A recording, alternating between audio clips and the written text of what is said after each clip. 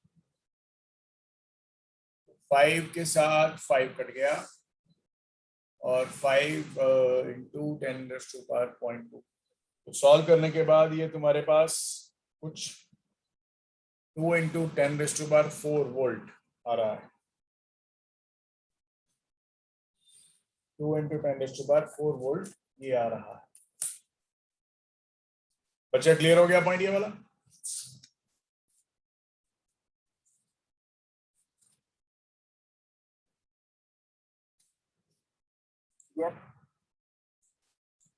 Okay, अब देखिए एक और पॉइंट।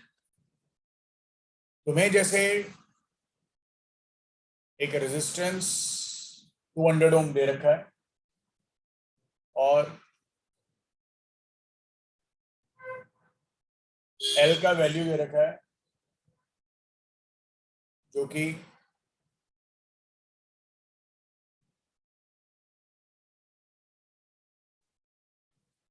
जो कि 200 साइन ऑफ 100 पाई टी, और यहाँ पे एल का वैल्यू ये 2/पाई हेनरी तुम्हें दे रखा है। बोला गया find X L the impedance I not और I as a function of time जो इसमें करंट फ्लो कर रहा है। पहला पॉइंट सॉल्व करते हैं जल्दी जल्दी से, इजी है। एक्सएल तो कितना आएगा? Omega L. एक्सएल कितना है? ओमेगा। ओमेगा कितना है? 100 पाई। और एल कितना है? 2/पाई। ये आ गया, ये भी 200 ओम, याद रखो। और तुम्हें पता है कि ये तुम्हारे पास एक आरएल सर्किट है, और फॉर आरएल सर्किट जो इम्पीडेंस होता है वो क्या होता है? Square root of R square plus L square. ये भी 200, ये भी 200, तो आंसर आ गया 202, 200 स्क्वायर रूट 2 ओम्स। अब तुम बोलोगे आई नॉट कितना आएगा? तो वो आएगा वी नॉट बाई इम्पीडेंस। और वी नॉट तुम्हारे पास कितना दे रखा है? ये वाला 200। इम्पीडेंस कितनी दे रखी है? तूने निकाल दी अभी, 200 by square root 2, 1/√2 ampere current आ गया। अब तुम्हें लिखना है it is a function of time, I as a function of time. तुम्हें पता ही है फंक्शन ऑफ टाइम का वैल्यू तुम लिखना चाहते हो तो वो आएगा I not sine omega T plus 5। I not sine omega T plus 5 ये होगा। अब ये तुम बोलोगे सर ये 5 कैसे निकालते? तो तुम्हें पता ही है बेटा, इम्पीडेंस के बारे में पहले तुम्हें बता रखा था।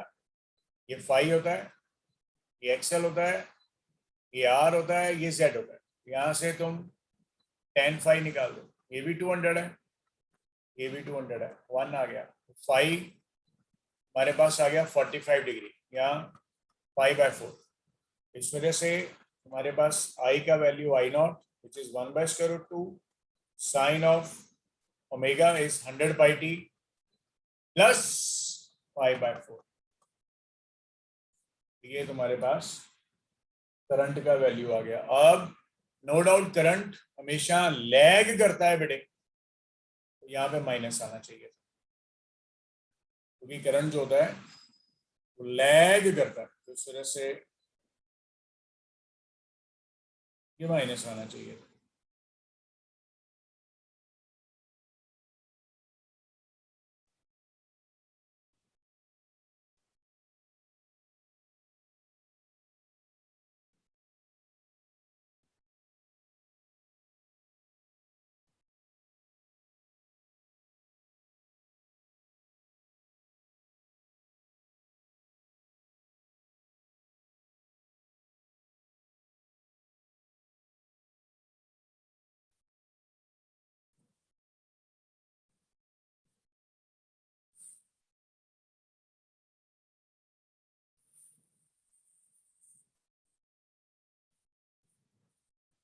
बच्चों क्लियर हो गया?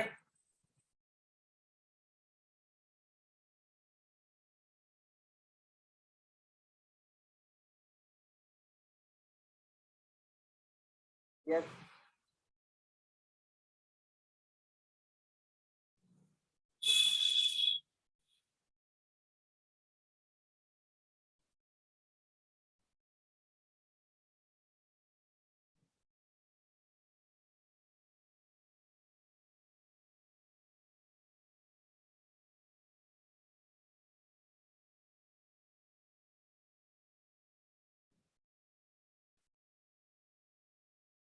ओके देखिए, अब मैं तुम्हें एक क्वेश्चन दे रहा हूँ, इसको तुम खुद से करना कि एक रेजिस्टेंस है और एक इंडक्टर है, ये 0.3 हेनरी है और ये 6 ओम है। सेम क्वेश्चन है बेटा, बस थोड़ा सा चेंज करना है, बस फंडामेंटल तो वही रहने वाला है, क्या दिक्कत है। पहले V is equal to V naught, ये साइन ओमेगा का वैल्यू बेटे 20t दे रखा है और ये प्लस 30 डिग्री दे रखा है। अब तुम्हें पता ही है जो स्टैंडर्डाइज करंट का वैल्यू होता है उसमें 5 माइनस करते हैं, ये तुम अपने आप करके दिखाना मेरे को। Find XL Z V naught V as a function of time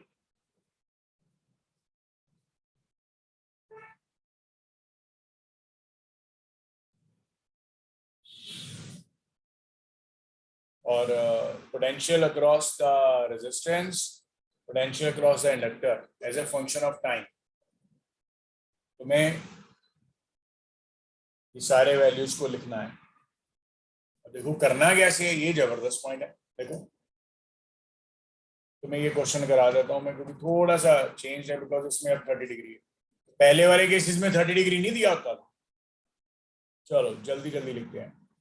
XL का वैल्यू ओमेगा L होता है, ओमेगा का वैल्यू तुम्हें 20 दे रखा है, L का वैल्यू तुम्हें 0.3 दे रखा है, तो आंसर आ गया 6 ओम, पहला आंसर आ गया। अब तुम बोलोगे सर Z निकालते हैं जी, मैंने कहा ठीक है बेटे Z निकाल दे, क्या दिक्कत है। तो क्या लिखोगे, R square plus XL square रहेगा, और कितना आएगा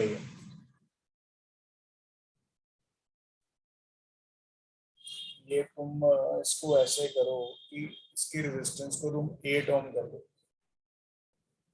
ये आ गया 8 स्क्वायर प्लस 6 स्क्वायर,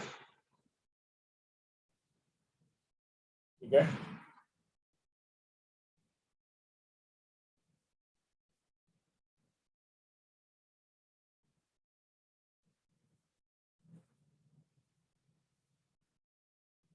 और ये आ गया 10 ओम।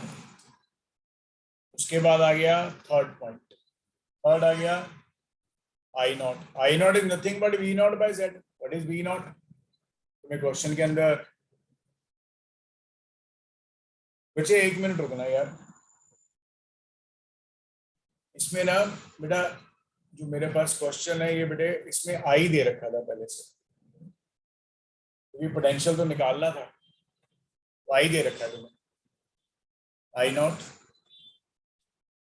ये तुम्हें आई दे रखा है। तो अभी जरूरत तो नहीं पड़ी है, अभी जरूरत पड़ी तो इसलिए मैं थोड़ा सा देखा, ये आई दे रखा है पहले से, तो इसलिए तो तुम्हें वी निकालना है, क्या दिक्कत वाली बात है। तो तुम बोलोगे सर आई नॉट लिखते हैं, तो I not V not by Z होता है, तो वी नॉट कितना होता है I not into Z, I not कितना 10, जेड कितना 10, कितना आया 100 वोल्ट, जबरदस्त। और यहां से तुम 10 5 भी निकाल सकते हो, नो डाउट वो XL बाय R होता है।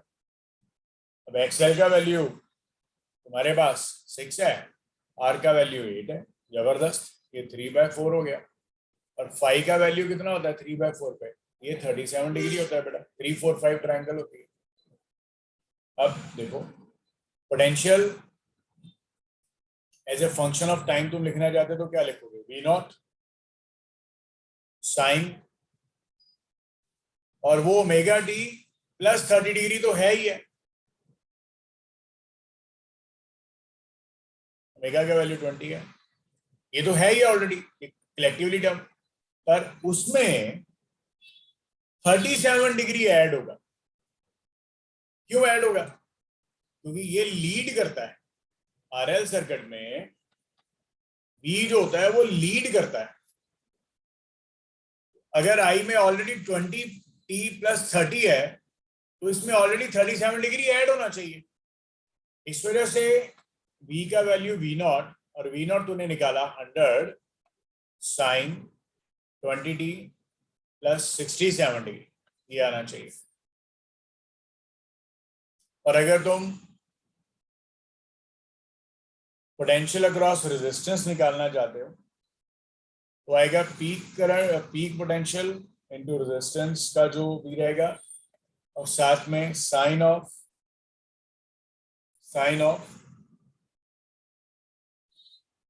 20t + 30। ऐसा क्यों लिखा मैंने 20t + 30? बिकॉज पोटेंशियल रेजिस्टेंस में और because for resistance VR and IR same. I का वैल्यू तुम्हें ऑलरेडी क्वेश्चन के अंदर क्या दे रखा है, sine of omega t + 30 degree. तो इसमें भी रेजिस्टेंस के क्रॉस लिखना चाहते हो तो ये भी सेम ही रहेगा। तो V0 R × 30। अब V0 R कितना आएगा, I0 × R, साथ में साइन ऑफ 20t + 30। अब I0 R कितना है, I0 तुमने निकाला, दिया रखा है 10, R 8 है तो ये 80 आ गया, साइन 20t + 30 आंसर। अब तुम बोलोगे सर इंडक्टर के क्रॉस कितना आना चाहिए, तुम जबरदस्त वे में लिखोगे सर इंडक्टर में तो वो 90 डिग्री लीड करता है करंट से। जो भी करंट आप लिखने वाले हो पोटेंशियल डिफरेंस क्रॉस एल के साथ, जो भी आप करंट के लिए लिखना चाहते हो उसमें 90 डिग्री ऐड कर दो।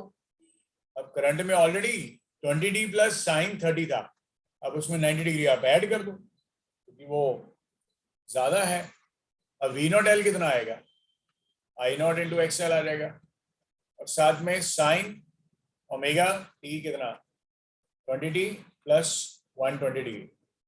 इस वजह से VL का वैल्यू I0 कितना 10, और XL का वैल्यू तूने निकाला 6, साइन ऑफ 20t + 120 आ गया। इस वजह से VL का वैल्यू आ गया 60 sign of 20t + 120। These are the values respectively as a function of time across inductor and resistor in RL circuit। बच्चा क्लियर हो गया?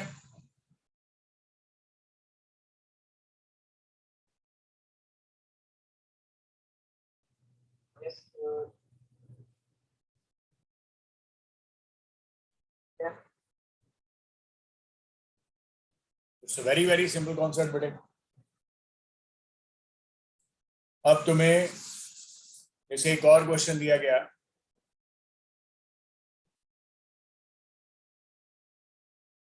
कि एक रेजिस्टेंस है 3 ओम और एक कैपेसिटर है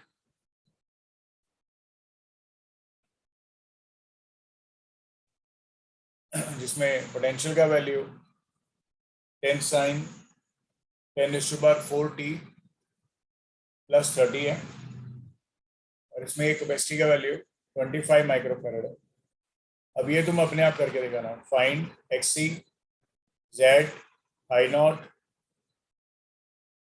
current as a function of time, potential across resistance as a function of time, potential across capacitor as a function of time। इसको तुम करके दिखाना, ठीक है? ये नहीं मैं कराने वाला।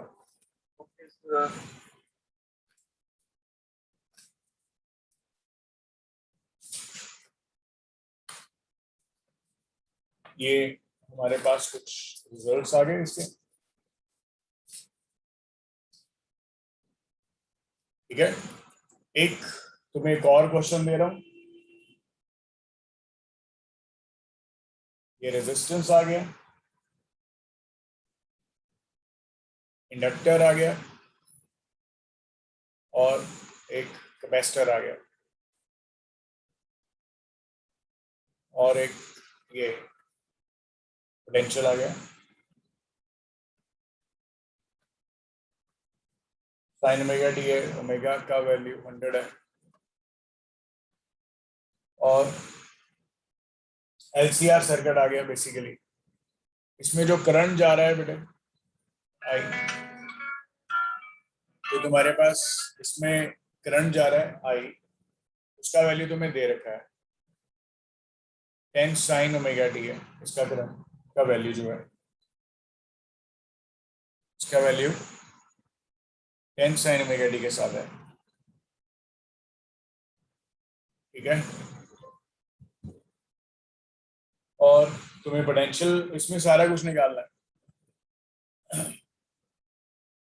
मतलब तुम्हें करंट दे रखा है बेसिकली इस क्वेश्चन में, तुम्हें पोटेंशियल निकालना है, तुम्हें पता ही है क्या क्या निकालना होगा, एक्सएल निकालना है, एक्सी निकालना है, जेड निकालना है, और रेजिस्टेंस की वैल्यू तुम्हें 3 ओम दे रखी है, एल की वैल्यू तुम्हें 0.16 हेनरी दे रखी है, कैपेसिटी की वैल्यू 500 माइक्रोफैरड दे रखी है।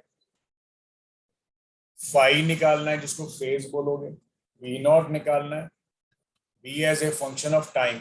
जब तुम्हें V as a function of time दिया जाए तो समझो तुम्हें सोर्स के बारे में बोला जा रहा है, और potential across R as a function of time, potential across inductor as a function of time, potential across capacitor as a function of time, and power factor निकालना है, और एवरेज पावर निकालना। तुम्हें याद होगा एवरेज पावर का formula, E average was EV I V cos phi. Power factor तुम्हें पता ही होगा कॉस फाई होता है, इसकी वैल्यू तुम आर बाय जेड लिखते हो, ठीक है। ये अपने आप निकालना क्वेश्चन के आंसर्स कर लोगे, ठीक है ठीक है ठीक है बेटा, आज के लिए सफिशिएंट है, इतना काफी हो गया। हम लोग एक दिन कल का लगाएंगे, और तो तुम्हारा एसी का बहुत जबरदस्त वे में खत्म हो गया ये टॉपिक अच्छे से। और हम लोग जो रिवीजन का रखेंगे हम लोग ऐसे कर लेंगे, आप लोग का जब पेपर है तुम लोग मेरे को बता देना कि कब तुम्हारा पेपर हो रहा है।